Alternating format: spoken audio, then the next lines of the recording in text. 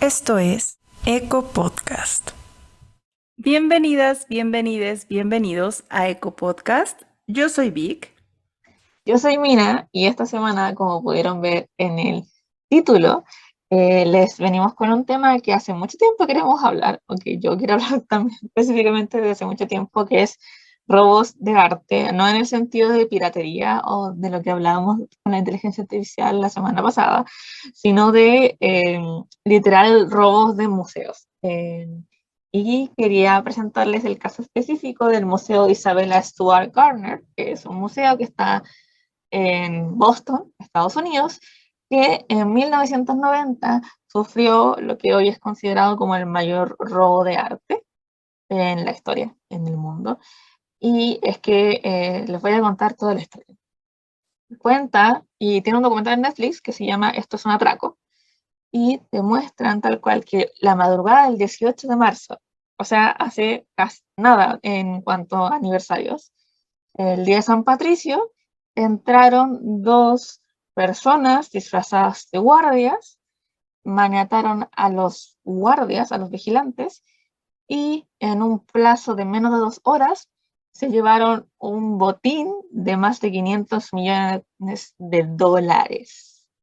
Es un montón no son tantas obras, pero lo que a mí me impactó cuando vi el documental era los artistas, los autores que se habían robado, porque son artistas reconocidísimos y yo no tenía idea que se lo habían robado, porque todo el mundo sabe de que se robaron a la Mona Lisa, a la Mona Lisa en un momento, o que hay unos Van Gogh también que están perdidos, pero yo no tenía idea de que, por ejemplo, se habían llevado un Rembrandt, Degas, Manet, en específico se llevaron un boceto, un bosquejo a lápiz de Rembrandt, que no son comunes dentro de la colección que hay. Y aquí necesito tu ayuda, Vic, porque yo no sé pronunciar el nombre del artista el de La Niña de la Perla. Johannes Vermeer, que creo que también se le puede decir Vermeer, pero yo lo he escuchado como Vermeer. Verme, thank you, muchas gracias. También se lo robaron a él, que de nuevo, conocidísimo artista. Y, por ejemplo, han pasado un montón de años, casi 30, más de 30, y una de las cosas es que no se sabe nada de las obras que se llevaron. Hay gente que dice que fue la mafia italiana que se movía por ese lado, que fueron políticos, que un montón de cosas, y una de las cosas más como intrigantes de esto es que Boston históricamente es un puerto, entonces se dice que las obras podrían fácilmente haber zarpado hacia Europa, hacia cualquier otro lado, entonces hay también un gran misterio, pero también mucha gente se pregunta cómo diablos atracas un museo. Eh, en la logística del todo y cómo te llevas obras que, bueno, lo que pasó, y si tú vistas el museo, es que no se llevaron los marcos, sino que hay literalmente rompieron y con una navaja, entonces hay marcos que se conservan del atraco. ¿Cómo te llevas todo eso y que nadie te vea y cómo logras esconderlo por tantos años? Entonces, no sé qué opinas de esto, tú, Vic, probablemente te duela mucho el corazón como conservadora, si conoces otra historia. Sí, no, es que esto de los robos de arte, la verdad es que es tremendo y hay un montón de cosas de contar porque pareciera que no, pero hay muchos, muchos, muchos ejemplos a lo largo de la historia. Bueno, para no irnos más lejos, lo que ocurre cuando Alemania empieza a invadir otros países y que empieza a robar todo el arte que está ahí, ¿no? Y que justamente, aunque estos robos como tal fueron como un poco permitidos, la verdad es que no nada más eran de lugares como particulares, sino también de museos, ¿no? Como que eso suele pasar, pero estos casos en específico, donde existe un grupo que van justamente a robar ciertas piezas o lo más que puedan. Es como muy, muy interesante. La verdad es que hay muchos, muchos casos. Justamente el que contabas de Van Gogh, que tampoco tiene tanto tiempo. Bueno, el último que yo recuerdo fue a principios de los 2000, que igual es un poco como hasta un poco chistoso y yo siento que o sea, como por parte de quien lo roba, como muy descuidado, porque en Ámsterdam, que está el museo de Van Gogh, que es un museo hermoso, precioso, una noche dos tipos suben una escalera, encuentran como un huequecito donde casi las cámaras no alcanzaban a ver, abren la pared y la verdad es que la pared, o sea, también es bastante gruesa, pero la abren y por ese huequecito meten la mano y se llevan dos obras de Van Gogh. O sea, esto evidentemente al momento de llevarse las obras, todas las obras tienen un sensor detrás que en cuanto la quitas empieza a sonar la alarma. Suena la alarma, se hace el llamado a la policía en ese momento. Ellos salen con, o sea, de verdad, uno es un cuadro pequeño de Van Gogh y otro sí es uno un poco más grande, que la verdad es que yo no entiendo cómo logra salir por ese hueco. Se los llevan y en el momento en el que están huyendo a uno de ellos se le cae el gorrito que traía y con eso la policía logra rastrearlo porque hay un cabello en ese gorrito y descubren quién es el ladrón. Pero todo es como bastante, no sé, porque como que de verdad fue así como de, ¿te parece que robemos? Ah, sí, vamos a robar. Y lo hacen todo en 3 minutos. Y de hecho es una historia que inclusive como dentro del ámbito de los museos se cuenta mucho a modo de chiste, ¿no? De que cómo es posible que en este museo tan cuidado, que tiene un montón de inversión, que es sumamente visitado, que de verdad tú tienes que comprar los boletos con muchísima anticipación para poder entrar, un par de dudes van a una esquina, tiran un pedacito de pared y se llevan dos cuadros. Entonces, y luego, o sea, además de eso, es como un caso así, como esos casos como de orgullo de la policía holandesa, Claro, por supuesto. porque es así como nosotros fuimos tras ellos, pero a la fecha no encontraron los cuadros, porque el señorcito al que atraparon por el pelo en el gorro, dijo que quien se los había llevado era ¿cómo se llama? Como un mercader de arte que se hacía llamar Pinocho. Y nunca lo ¿What? encontraron a Pinocho. Que Sí. todas estas De hecho, a historias mí, son surreales. sí, y aparte, o sea, a mí me contaron esa historia cuando yo estaba estudiando en la universidad. Entonces, así como, o sea, no puede ser posible que el que tenga las horas se llame Pinocho. O sea, obviamente el ladrón, que era un ladrón conocido, o sea, que ya tenía como cargos y Récord. todo, récord, gracias, no dio más información, ¿no? Entonces, como que al parecer nadie sabe, y son obras que bueno, como hemos dicho aquí en otros episodios, hay un montón de cosas en el arte que no tiene como, o sea, el valor es tan grande que es imposible que personas como del día a día, como ustedes y nosotras, vayan y digan, ay, claro, me quiero comprar un Van Gogh. Pero hay personas que trafican con el arte y que igual y sí pueden comprar ciertas cosas, ¿no? Entonces, como que al final no se sabe dónde está, nunca más ha sido encontrado y, o sea, y como esa historia hay un montón, ¿no? O sea, igual, por ejemplo, me estoy acordando de una historia que justo pasa en Chile, en el Museo Nacional de Bellas Artes, y que de hecho tiene un documental que se llama Robando a Rodán, y que es una escultura que estaba en exhibición, una original, y que no me acuerdo si es en como la inauguración o algo así, un chico que resulta ser un artista después, se roba la obra, se la mete en la mochila y se va. Y cuando se dan cuenta, pues obviamente empiezan a buscar en las cámaras y en todo. Y al final lo detienen, ¿saben quién es? Y él dice que todo era una puesta en escena, porque era como, Una era probar, performance. claro, que el arte, que las personas extrañan el arte o solo se fijan en el arte cuando este no está. En mi opinión personal, yo que me aventé el documental y que he podido como un poco platicar al respecto con personas que saben más de la historia, yo creo que en realidad eso fue como lo que le dijo su abogado, lo que le dijeron las personas de mejor di que esto es como un happening, como di que es algo que se estaba como creando ahí, que tú no tenías intención de robártelo, porque al final este chico, que también es artista, o sea, como que empieza a generar mucha atención, ¿no? Y que todo fue como un truco que en realidad no había como, en realidad que tú te quisieras robar la obra, ¿no? Entonces también como que hay muchos casos así que parecen una historia, Es que es Entonces, pero no es ridículo, así. es lo que comento. ¿Cómo eso de que hicieron un hoyo en la pared y metieron la mano? Sí, literal. Y aparte tenían un lacito, porque se ataron del lacito para bajar desde donde estaba el hoyo en la pared. No, y de verdad es como, porque hay fotos como del borde del museo, así con el hoyo que hace. Y aparte, yo digo, no se hace raro que unas personas estén rompiendo una pared de un museo. O sea, no sé, es como que hay muchas cosas ahí involucradas, creo yo. Que Sí, justo sea el momento y que en 3 minutos logren robarse dos obras importantes de Van Gogh, suena sospechoso. demasiado sospechoso. Igual yo esta historia que contaste, yo no tenía idea, la voy a buscar después. Sabía que había un Rodin allá en el Museo de Bellas Artes, pero no tenía idea, lo voy a buscar.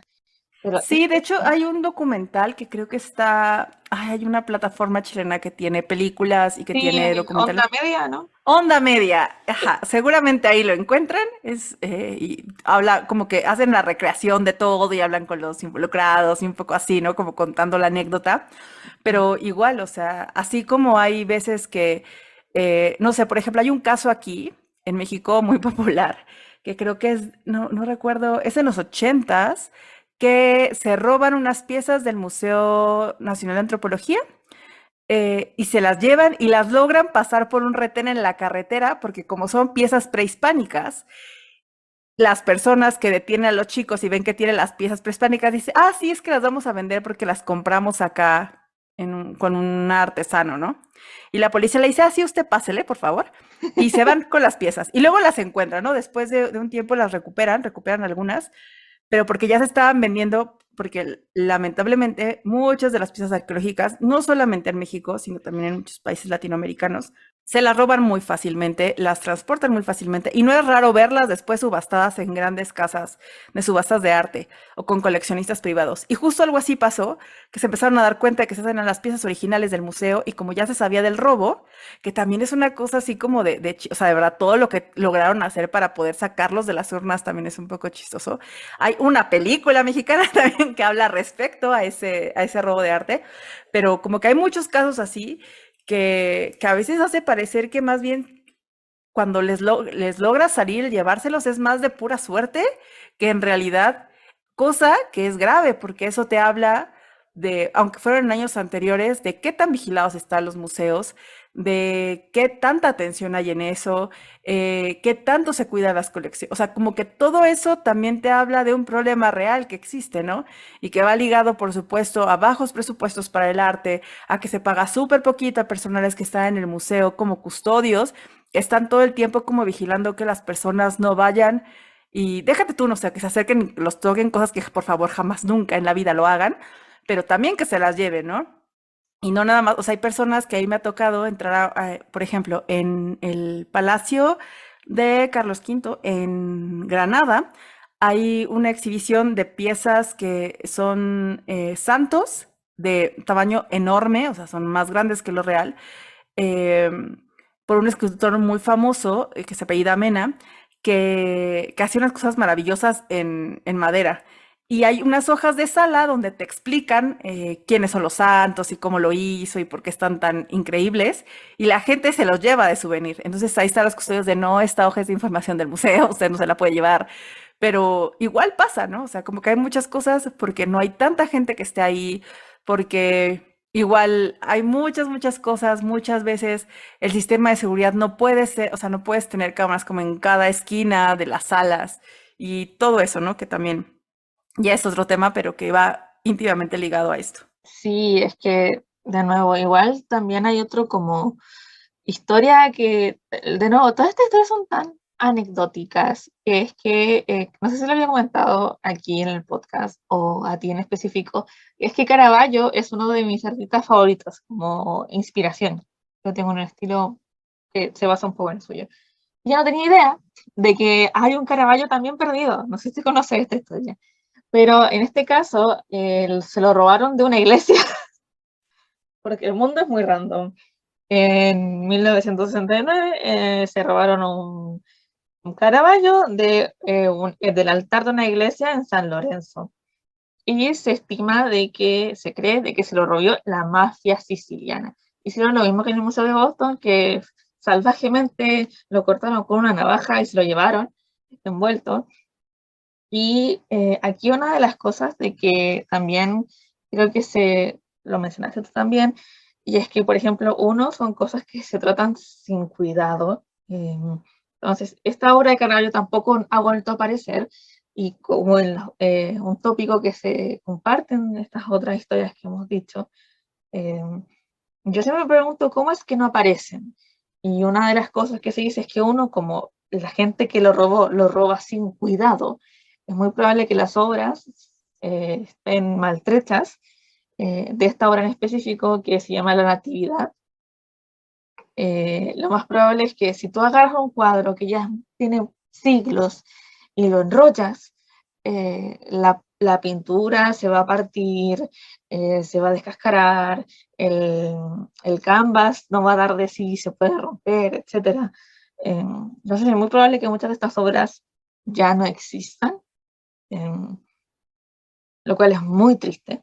Pero también está este otro lado de por qué las mafias o lo que fuera se las llevan o las trafican si es que realmente no la puedes vender en un mercado que no sea el mercado negro, porque todo el mundo va a saber si aparece. Entonces, a mí se me hace muy fantasioso desde la historia, desde cómo se las roban hasta que no aparecen, por qué no aparecen. Eh, a mí todo se me hace como muy tal cual, de fantasía. Es como surreal. Claro, y es que además, bueno, yo con una de mis amigas siempre tenemos como esta onda de cuando empezamos a estudiar restauración, era así como, imagínate que un día nos volvemos como de estas agentes que van y dicen, claro, esta obra sí es verdad, esta obra es una réplica, esta es una copia y así, ¿no? Porque en realidad hay mucha, o sea, más que los robos, hay mucha gente que se dedica a hacer o sea, mucha gente, no digo que son miles, ¿no? Pero bastantes personas que se dedican a hacer réplicas de arte y decir, ah, es que esa es la original, ¿no? Y las hacen un montón de procesos como para hacerlas pasar por antiguas. Y sí, ¿no? Porque evidentemente son obras y quizás de artistas no tan populares que su arte todavía podría estar en el mercado legalmente, por así decirlo, y que una institución o que un coleccionista puede comprar. Pero en caso de estas obras de personas tan conocidas, que son tan valoradas, sí, tiene que ser como de verdad, como que tú los tengas en tu casa, o sea, si te los robas, o los tengas en una bóveda, o los tengas guardados bajo, o sea, de verdad. Y lo que decías de los cuadros, sí, lo más seguro es que estén desmontados del bastidor, lo cual hace que al momento de perder la tensión de la tela, puedan tener craqueladuras, puedan botarse algunas escamas, o sea, sí puede afectar el estado de conservación de las piezas, pero también justamente se vuelve una manera en la que logran movilizarlos más fácilmente, ¿no? Llamar menos la atención. E igual, por ejemplo, hubo un momento que también hay una, no sé si es un documental o si igual hicieron la historia basada en el caso real, pero creo que es no me acuerdo si es un Pollock, lo que tienen, que al final resulta que pensaban que era una pieza falsa, o sea, se la roban. Y luego se dan cuenta de que ese cuadro ya está en otro museo y dicen, no, o sea, Pollock no pinta dos cosas iguales y la intentan vender, encuentran a la persona que le está vendiendo y se dan cuenta que en algún momento ella lo obtuvo de manera ilegal, pero resulta que igual era una obra de Pollock que se robaron en algún punto y para que las personas no vieran que era la misma y poderla mover y decir, ah, es una réplica, le pidieron a un señorcito que pintaba que pintara la réplica de una de las obras más importantes de Pollock para que pasaba desapercibida. Y cuando la policía se lo lleva y luego, bueno, buscan a personas que se dedican a estudiar a través de exámenes a la obra, se dan cuenta que detrás de esa capa pictórica de la copia hay una original. Entonces esa era como otra forma en la que podían traspasar la pintura para que no se dieran cuenta que era esa y que en realidad era una original. Entonces, en realidad, como que hay muchas teorías y hay muchas fantasías al respecto alrededor de esta temática, porque en realidad no sabes si es así o no. Y hay casos, por ejemplo, mucho menos sonados, que es, por ejemplo, como tú lo que comentabas, ¿no? El Caravaggio, de robos en iglesias, que hay obras muy importantes y pasa mucho, por ejemplo,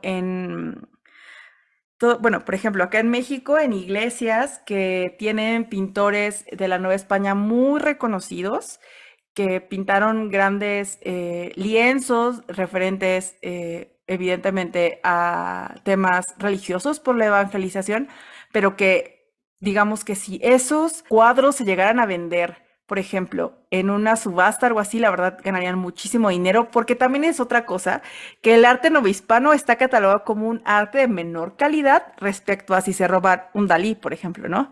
Entonces, quizás el Dalí no es tan fácil que lo compren, pero quizás una obra novohispana sí, aunque tenga, evidentemente, el mismo valor o más valor, ¿no? Por la temporalidad, por el uso de materiales y todo eso. Pero es muy fácil que personas se lo roben o que le digan al padrecito, oiga, ¿sabe qué? Se lo voy a limpiar y me lo voy a llevar y se lo lleven y nunca más vuelvan a ver esas pinturas. Y que igual se vendan, se trabajen y luego los vea subastados en estas grandes casas, tanto europeas como de Estados Unidos. Oiga, padrecito, me lo disculpa un momento.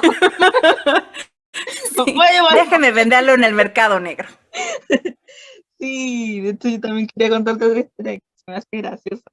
Es que un Caravaggio se salvó de un robo, porque, bueno, este era de una pseudo colección privada que en una casa de campo en Italia, no, en Francia, entraron unos ladrones, se llevaron otras cosas como joyería, etcétera, vieron este cuadro y no lo reconocieron, no entendieron qué era, lo vieron sucio y no se lo robaron. Y era un Caravaggio.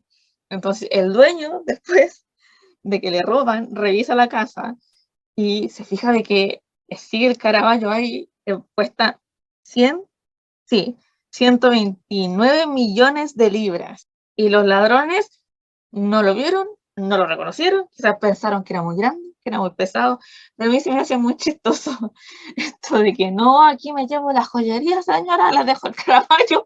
Pero estas historias, de nuevo, como que todas estas historias de robo de arte o no robo o atracos suenan tan chistosas, tan surreales.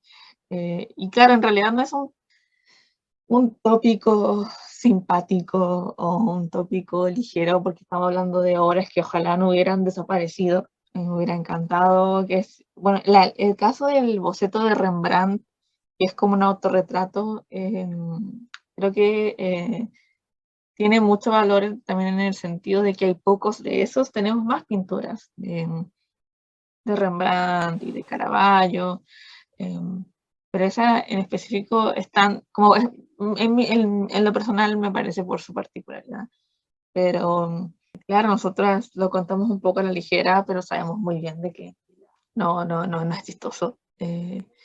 Pero creo que como decías tú, Vic, despierta también estas otras preguntas de el valor del arte, la seguridad en los museos, la seguridad en las iglesias, eh, sí de cómo funciona el mercado del arte, las subastas, el mercado negro, que creo que son temas que están como en el backstage del mundo del arte.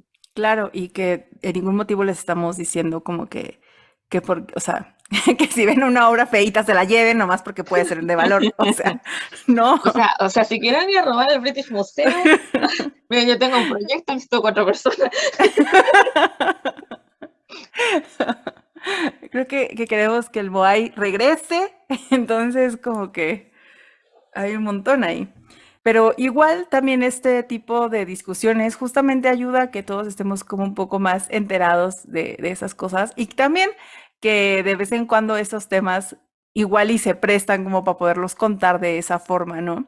Y que es algo que quizás hoy por hoy no pase como tan frecuentemente que sea un robo hoy y otro mañana, pero que no descarten que haya por ahí piezas perdidas y que uno no sepa, ¿no?